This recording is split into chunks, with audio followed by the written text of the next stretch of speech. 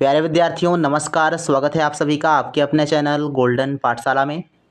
दोस्तों, national means कमेरिट scholarship exam 2024 के लिए आज की वीडियो में विज्ञान यानी साइंस का रियल पेपर सॉल्व करेंगे। प्यारे विद्यार्थियों, ये पेपर हमने लिया है मध्य प्रदेश NMS एग्ज़ाम 2022 की परीक्षा से, और ये पेपर बच्चों 6/11/2022 को हुआ था और सेम इसी पैटर्न पर आधारित आपका 2024 में भी प्रश्न पत्र आने वाला है। तो वीडियो को लास्ट तक ज़रूर देखिएगा। यदि आप इस प्रश्न पत्र को पूरा हल कर लेंगे, अच्छे से क्वेश्चंस को याद कर लेंगे, तो गारंटी है यहाँ से आपके 3 से 4 प्रश्न पेपर में सेम टू सेम देखने को मिलेंगे। तो वीडियो को लास्ट तक देखिएगा, अपने दोस्तों के साथ वीडियो को शेयर कर दीजिए।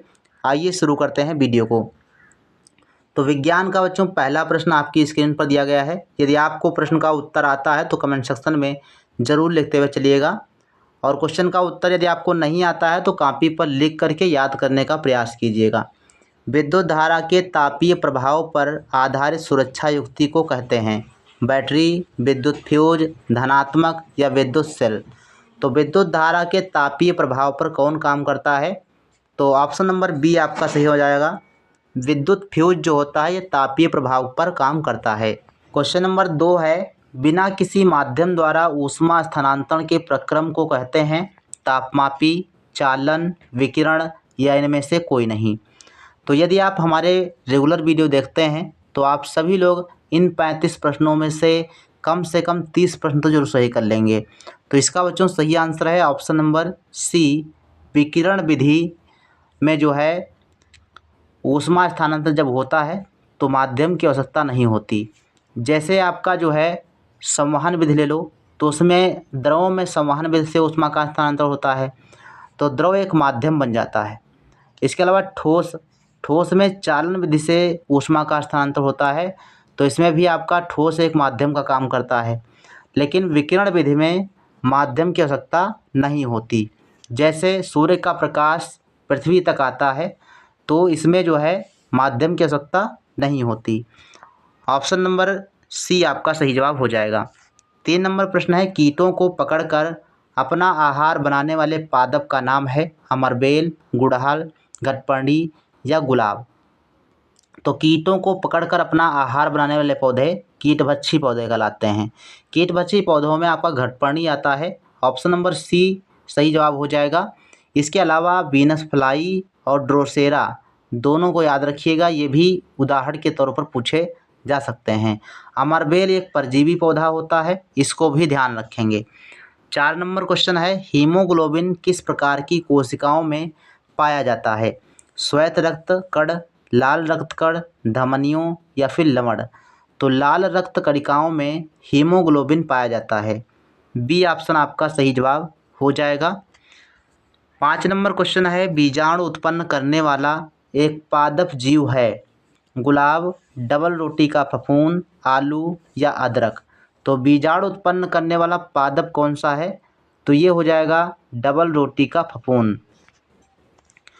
6 नंबर क्वेश्चन है, जिस प्रतिबिंब को पर्दे पर ना प्राप्त किया जा सके वह कहलाता है आभासी प्रतिबिंब, दर्पण प्रतिबिंब, समतल प्रतिबिंब या वास्तविक प्रतिबिंब। तो पर्दे पर जिसे प्राप्त नहीं किया जा सकता है वह आभासी प्रतिबिंब कहलाते हैं। ऑप्शन नंबर ए आपका सही जवाब हो जाएगा।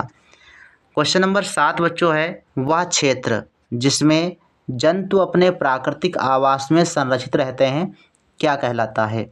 अभयारण्य, पार्क, शहर या चिड़ियाघर। तो वह क्षेत्र जहाँ पर जो जंतु होते हैं वो प्राकृतिक रूप से रहते हैं, तो ये है बच्चों अभयारण्य। ऑप्शन नंबर ए सही जवाब हो जाएगा।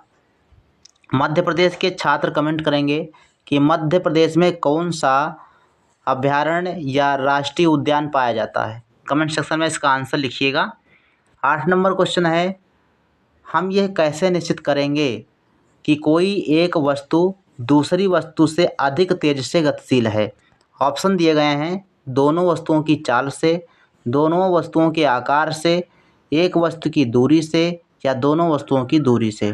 तो दूरी से हमें नहीं पता चलेगा, कोई वस्तु कितनी तेज चल रही है ये चाल से पता चलता है। ऑप्शन नंबर ए सही जवाब हो जाएगा। 9 नंबर क्वेश्चन है, जब एक वस्तु दूसरी वस्तु पर सरकती है तो एक बल उत्पन्न होता है जो दोनों पृष्ठों के बीच सापेक्ष गति का विरोध करता है और इस बल को कहते हैं घर्षण, गुरुत्वाकर्षण, पेशी बल या फिर स्थिर वैद्युत बल। तो इसका सही आंसर हो जाएगा बच्चों ऑप्शन नंबर ए, घर्षण बल कहलाता है। 10 नंबर क्वेश्चन है, कंपन करने वाली वस्तु द्वारा 1 सेकंड में किए गए कंपनों की संख्या को कहते हैं आवृत्ति, आयाम, दोलन गति या ध्वनि। तो इसका बच्चों सही आंसर हो जाएगा ऑप्शन नंबर ए, आवृत्ति कहलाता है। किसी भी वस्तु द्वारा 1 सेकंड में किए गए कंपनों की संख्या आवृत्ति कहलाती है। इसके अलावा अगर आवर्तकाल की बात करो तो एक कंपन में लिया गया समय आवर्तकाल कहलाता है। इसके अलावा आवृत्ति की मात्रक पूछ लेता है, आवृत्ति की इकाई पूछ लेता है, तो आवृत्ति की इकाई हर्ट्ज होती है, ध्यान रखेंगे। क्वेश्चन नंबर 11 है, जब कांच की छड़ को रेशम के कपड़े से रगड़ते हैं तो क्या होता है। पहले ऑप्शन को ध्यानपूर्वक पढ़िए, आंसर कमेंट कीजिए। ऑप्शंस हैं, छड़ तथा कपड़ा दोनों पर धनावेश अर्जित करते हैं, छड़ धनावेशित तथा कपड़ा ऋणावेशित हो जाता है, छड़ कपड़ा दोनों ऋण आवेशित अर्जित करते हैं, या ऋण आवेशित छड़ होती है और कपड़ा धनावेशित होता है। तो इसका बच्चों सही आंसर है ऑप्शन नंबर बी, जो छड़ होती है यह धनावेशित होता है और कपड़ा ऋणावेशित हो जाता है। बी ऑप्शन आपका सही आंसर हो जाएगा।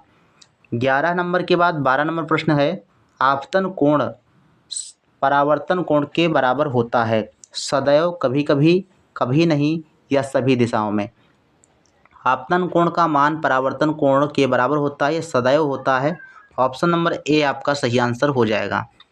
13 नंबर प्रश्न है, आवेशित गुब्बारा दूसरे आवेशित गुब्बारे को प्रतिकर्षित करता है, क्यों। ऐसा क्यों होता है कि कोई आवेशित गुब्बारा दूसरे को प्रतिकर्षित करता है। तो प्रतिकर्षण कब होगा, प्रतिकर्षण तब होगा जब समान आवेश होंगे, या तो प्लस आवेश के पास जाएगा तो ये प्रतिकर्षण होगा, माइनस आवेश के पास जाएगा तो प्रतिकर्षण होगा। लेकिन अगर प्लस माइनस के पास जाता है तो आकर्षण होगा, या माइनस प्लस के पास जाता है तो आकर्षण होगा। ध्यान रखेंगे, विपरीत आवेश जब होगा तो आकर्षण होता है और समान आवेश जब होंगे तो प्रतिकर्षण होगा। तो इसमें बच्चों सही आंसर क्या हो जाएगा, 13 नंबर का ए ऑप्शन सही है। दोनों गुब्बारों पर सजातीय आवेश के कारण ऐसा हो रहा है। 14 नंबर प्रश्न है, किस कारण से स्मारकों के संगमरमर का संक्षारण होता है, शुद्ध वायु, साधारण वर्षा, जल या अम्ल वर्षा। तो अम्ल वर्षा के कारण होता है, और अम्ल वर्षा किसके कारण होता है कमेंट सेक्शन में लिखिएगा। 15 नंबर प्रश्न है, कुछ अवांछित और प्राकृतिक रूप से फसल के साथ उगने वाले पौधे कहलाते हैं फसल, उर्वरक, खरपतवार, कटाई। तो फसल के साथ में उगने वाले अवांछित एवं प्राकृतिक रूप से जो उगने वाले पौधे होते हैं वो खरपतवार होते हैं। ऑप्शन नंबर सी आपका सही जवाब हो जाएगा। 16 नंबर प्रश्न है, मलेरिया परजीवी का वाहक है मादा एनाफ्लीज मच्छर।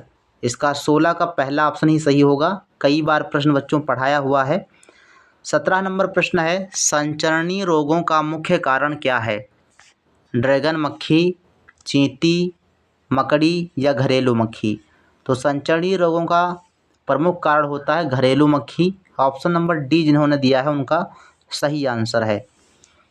18 नंबर प्रश्न है, पकी हुई फसल को काटने के पश्चात बीजों और दानों को किस मशीन द्वारा अलग किया जाता है, निराई, जुताई, ड्रिप तंत्र द्वारा या कंबाइन द्वारा। तो आप सभी लोगों को पता होगा जैसे धान और गेहूं की कटाई होती है तो कंबाइन का इस्तेमाल किया जाता है। ऑप्शन नंबर डी आपका सही जवाब हो जाएगा 18 नंबर में। चलिए 18 का डी ऑप्शन जिन्होंने दिया है सही आंसर है। 19 नंबर प्रश्न है, चीनी को एल्कोहल में परिवर्तित करने के प्रक्रम का नाम क्या है, नाइट्रोजन स्थिरीकरण, ये तो राइजोबियम जीवाणु करता है, और मोल्डिंग, किण्वन या संक्रमण। तो किण्वन होता है, ऑप्शन नंबर सी सही हो जाएगा।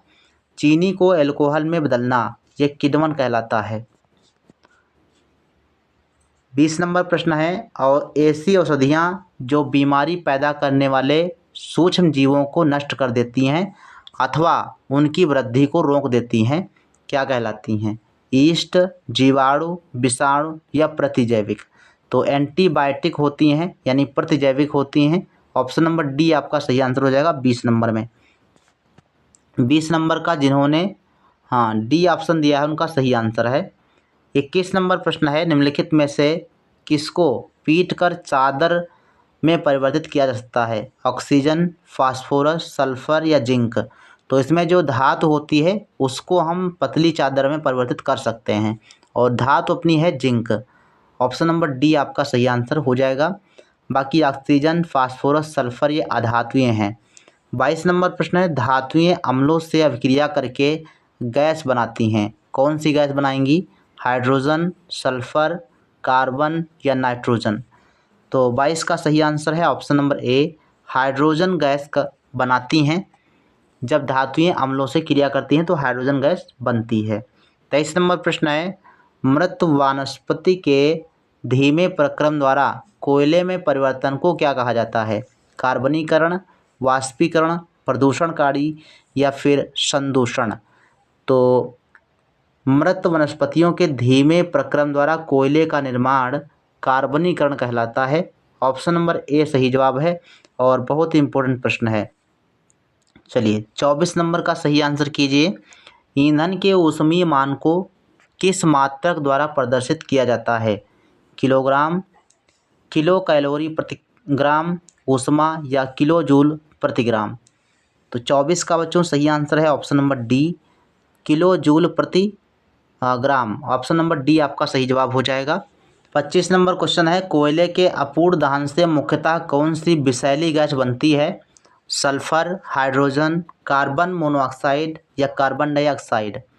तो आपने जो है जलती हुई लकड़ी के ऊपर कभी पानी डाला होगा, नहीं डाला है करके देखिएगा। जलती हुई लकड़ी हो उसके ऊपर पानी डालेंगे तो सफ़ेद सफ़ेद धुआं निकलेगा। जो सफ़ेद धुआं निकलता है वो कार्बन मोनोऑक्साइड गैस होती है, और ये सबसे विषैली गैस होती है, सबसे खतरनाक गैस होती है। ऑप्शन नंबर सी सही हो जाएगा, कार्बन मोनोऑक्साइड। 26 नंबर प्रश्न है, magnesium 2Mg plus oxygen O2 समीकरण को संतुलित करने के लिए सही विकल्प कौन सा होगा? तो ऑप्शन नंबर आपका कौन सा सही हो जाएगा? 26 का कमेंट कीजिए। तो इसका बच्चों सही आंसर हो जाएगा option number D, 2MgO। 27 number प्रश्न है, किस धातु की पन्नी यानी फाइल का उपयोग भोज्य पदार्थों को लपेटने में होता है? आयरन, एल्युमिनियम, कॉपर या कैल्शियम? तो एल्युमिनियम की पन्नी का उपयोग किया जाता है। बी ऑप्शन सही जवाब हो जाएगा 27 नंबर में। 28 नंबर क्वेश्चन, शरीर की सबसे छोटी रचनात्मक एवं कार्यात्मक इकाई है? गाल्जी काय, ऊतक, अंग, कोशिका? तो 28 का सही आंसर आप सभी को पता होगा, कोशिका हमारे शरीर की सबसे छोटी इकाई होती है। कोशिका से ऊतक बनते हैं, ऊतक से अंग बनते हैं, अंग से अंगतंत्र बनते हैं, और अंगतंत्र से पूरा शरीर का निर्माण होता है।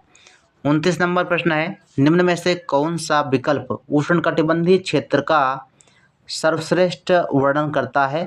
आर्द्र और गर्म, मध्यम तापमान अत्यधिक वर्षा, सर्द और आर्द्र या गर्म शुष्क? तो सही आंसर है ऑप्शन नंबर ए, गर्म और आर्द्र। ये उष्णकटिबंधीय क्षेत्र का सर्वश्रेष्ठ वर्णन करता है, यानी जहाँ पर ज़्यादा गर्मी होती है वहाँ पर बरसात भी ज़्यादा होती है, नमी भी ज़्यादा देखने को मिलती है। तो 29 का सही आंसर है ए ऑप्शन। 30 नंबर प्रश्न है, निम्न में से किससे ऊन प्राप्त नहीं होता? याक, ऊंट, बकरी या घने बालों वाला कुत्ता? तो इसका आंसर है डी ऑप्शन, घने बालों वाले कुत्ते से जो है ऊन प्राप्त नहीं होता। 31 नंबर प्रश्न है, धनुष को खींचने के लिए धनुर्धर द्वारा लगाए गए बल का उदाहरण क्या है? गुरुत्व बल, चुंबकीय बल, असंपर्क बल या पेशीय बल? तो धनुष को खींचने के लिए धनुर्धर द्वारा कौन सा बल लगाया जाएगा? तो ये पेशीय बल लगाया जाएगा। ऑप्शन नंबर डी आपका राइट आंसर हो जाएगा। 31 का डी ऑप्शन जिन्होंने दिया है राइट आंसर है। 32 नंबर प्रश्न आपका दिया गया है, ध्वनि किस माध्यम में संचरण नहीं कर सकती? जल, हवा, निर्वात या लोहा। तो ध्वनि जो है वो निर्वात में संचरण नहीं कर सकती है। Option number C is the right answer. लोहा में ध्वनि की चाल सबसे तेज होती है और सबसे जो धीमी गति होती है वो गैस में या हवा में होती है। और जल में जो है लोहे की अपेक्षा कम होती है। निर्वात में बिल्कुल भी ध्वनि की चाल नहीं होती। 33 नंबर प्रश्न है, किस ग्रह को सुबह का तारा या शाम का तारा कहते हैं? तो सुबह का तारा, शाम का तारा या पृथ्वी की बहन, जुड़वा बहन आदि नामों से जाना जाता है या चमकीला ग्रह भी कहा जाता है। तो शुक्र ग्रह को कहते हैं। ऑप्शन नंबर ए सही है। 34 नंबर प्रश्न है, निम्नलिखित में से कौन सा गैर जैव निम्नीय है, अर्थात जो है प्राकृतिक रूप से विघटित नहीं होता? कागज़, प्लास्टिक, सूती कपड़ा या फिर लकड़ी। तो बी ऑप्शन सही हो जाएगा, प्लास्टिक जो गैर जैव निम्नीय होता है। 35 नंबर प्रश्न है, अग्निशामक में प्रयोग किया जाने वाली गैस कौन सी है? H2S, NO2, SO2 या CO2। तो अग्निशामक यंत्र में कार्बन डाइऑक्साइड का प्रयोग किया जाता है। इसका डी ऑप्शन सही जवाब हो जाएगा। कार्बन डाइऑक्साइड गैस जो होती है ये आग बुझाने में सहायक होती है और आग जलाने में ऑक्सीजन गैस सहायता करती है। तो राइट आंसर आपका हो जाएगा डी ऑप्शन।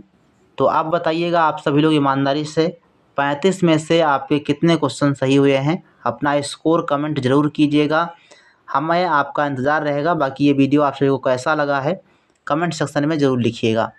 तो प्यारे विद्यार्थियों, मिलते हैं नेक्स्ट वीडियो में। तब तक के लिए धन्यवाद। जय हिंद, वंदे मातरम।